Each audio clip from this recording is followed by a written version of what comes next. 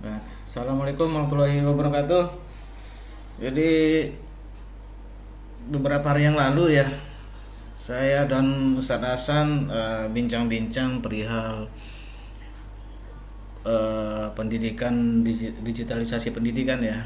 Jadi saya menawarkan sebuah sistem input dan edit data secara massal.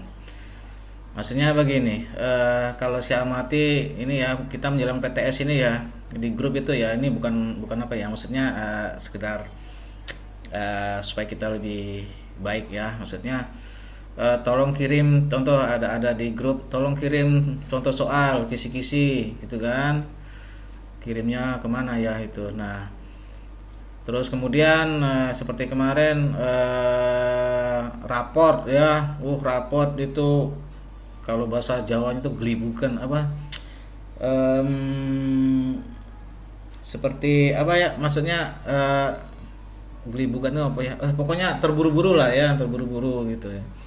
Jadi saya nilai kasihan di sisi wali kelasnya karena menunggu ya, wah ini filenya belum dikirim gitu ya. Nah, jadi saya di sini menawarkan opsi input dan edit datanya bareng gitu. Jadi kalau biasanya kita gini kayak input soal apa input raport itu ya, ini tunggu selesai dulu baru bisa diedit. Jadi nunggu dari file ini selesai dikirim ke sana dan sebagainya ya. Termasuk juga dari TU. Kayak kemarin Pak D minta data ini, Pak D minta data itu. Sebenarnya data itu nggak perlu diminta, sebenarnya langsung bisa dibuka gitu ya, maksudnya bisa diedit, ditambahkan atau mungkin dikoreksi seperti itu ya, tetapi tidak menunggu bahwa file tersebut jadi gitu, maksudnya jadi baik. Kita berbasis internet, jadi kita sebenarnya saya itu mengambil kesimpulan tujuan dari belajar ID. Jadi kemarin saya beberapa kali nebeng ikut melihat webinar dari belajar ID itu ya, yang menggunakan Google ya, akun pembelajar ID.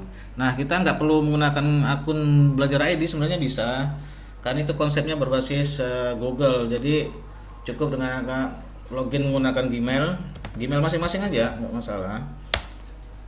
Tetapi nanti kalau untuk sekolah ya, fokusnya di ada draftnya itu di akun sekolah, jadi lebih terintegrasi datanya ya, tinggal sini. Jadi gimana caranya? Oke, kalau untuk Word, kalau untuk Word itu kalau di Google dia dikenal dengan dokumen. Nah, seperti ini. Jadi saya tunjukkan, saya sedang membuat buku. Jadi saya bikin melalui Google Dokumen, terus saya sharing ke pimpinan supaya nanti bisa dikoreksi. Jadi mengkoreksinya tuh nggak harus jadi dulu bukunya terus dicetak, enggak. Jadi bisa dikoreksi secara online. Nah, seperti ini. Terus bagaimana supaya orang lain bisa melihat yang saya kerjakan ini, dokumen yang saya kerjakan ini, itu di fitur bagikan.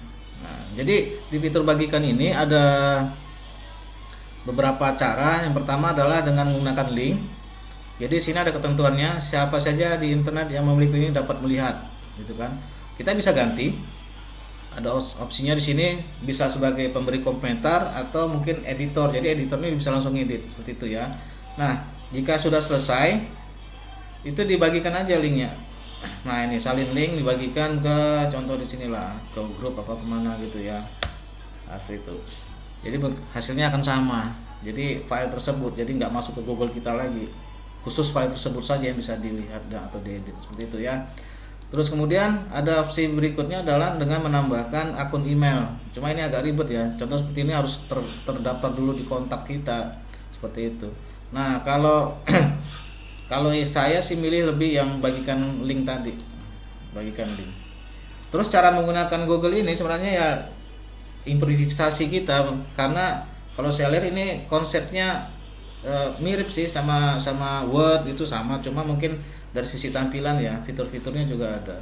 Terus kalau mau tinggal cetak juga tinggal cetak, atau memang dibiarkan saja di Google kita, di namanya cloud ya, kalau kalau bahasa ininya ini TI-nya lebih dikenal sebagai sistem cloud-nya, di cloud aja. Atau mungkin mau kita simpan dalam format kita mau download dalam format DOCX atau mungkin RTF atau PDF, atau mungkin mau dipublikasikan, boleh seperti itu.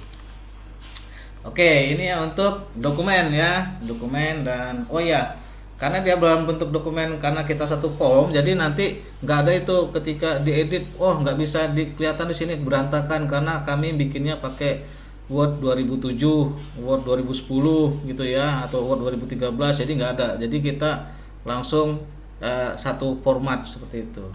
Nah, ini untuk yang dokumen atau Word ya, yang bisa kita kenal dengan Word. Nah, kemudian kalau spreadsheet, nah ini biasanya untuk sekolah ya, untuk rapor ya. Jadi kalau untuk yang Excel atau spreadsheet ini menggunakan, kalau di Google namanya spreadsheet, kalau di Word mungkin Excel, kalau di LibreOffice atau WPS Office itu dikenal dengan spreadsheet. Nah, ini formatnya seperti ini.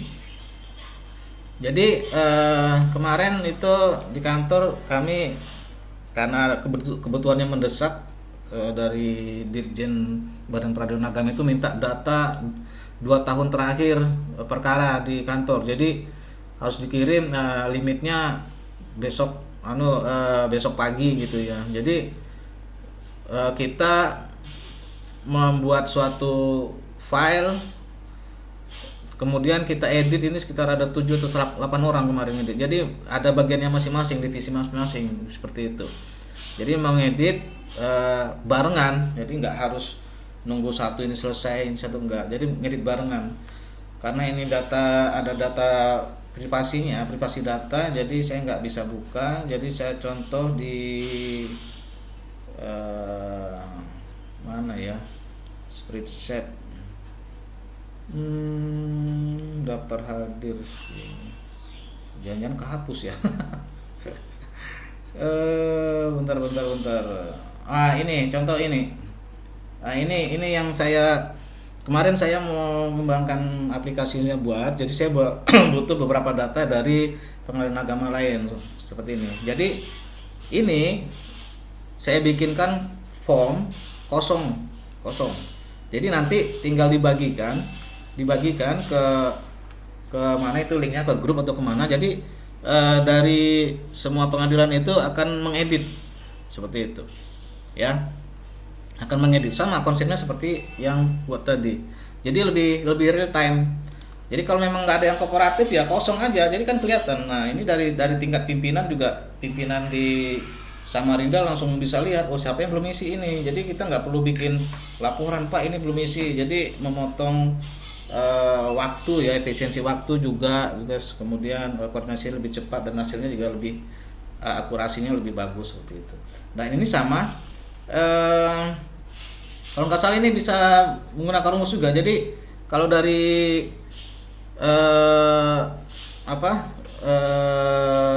jika kita sudah ada Word, Excel-nya gitu ya, Excel-nya tinggal di input aja di sini. Impor boleh diimpor gitu kan, diimpor atau gimana, nanti dari Google-nya akan menyesuaikan gitu. Jadi seperti rumus-rumus dan sebagainya dia akan menyesuaikan. Jadi ini mungkin sangat efektif ketika kita seperti input data rapor ya. Jadi nggak ada kayak saya sampaikan tadi, wah wali kelasnya nungguin ini kan sampai jamuran, nungguin datanya nggak masuk. Setelah data masuk diinput lagi manual satu-satu kan, lama gitu kan. Jadi ini bisa real time seperti itu. Yang penting ada internetnya. Oke, sementara itu dulu ya. Kemudian nanti kalau datanya kehapus gimana? Oh jangan khawatir, karena ini ada fitur untuk siapa yang menghapus, siapa yang mengedit, jam berapa gitu ya, bisa kelihatan. Yang penting di akunnya berbeda, jangan akun sekolah dikerubutin rame-rame. Nah, itu nggak bisa. Jadi dengan menggunakan akun Gmail masing-masing seperti itu. Jadi inilah konsep untuk tujuan belajar ID, yang akun pembelajaran itu sebenarnya kan berusaha diterapkan oleh kementerian seperti itu. Jadi ya kita mulailah ya seperti itu. Oke. Assalamualaikum warahmatullahi wabarakatuh.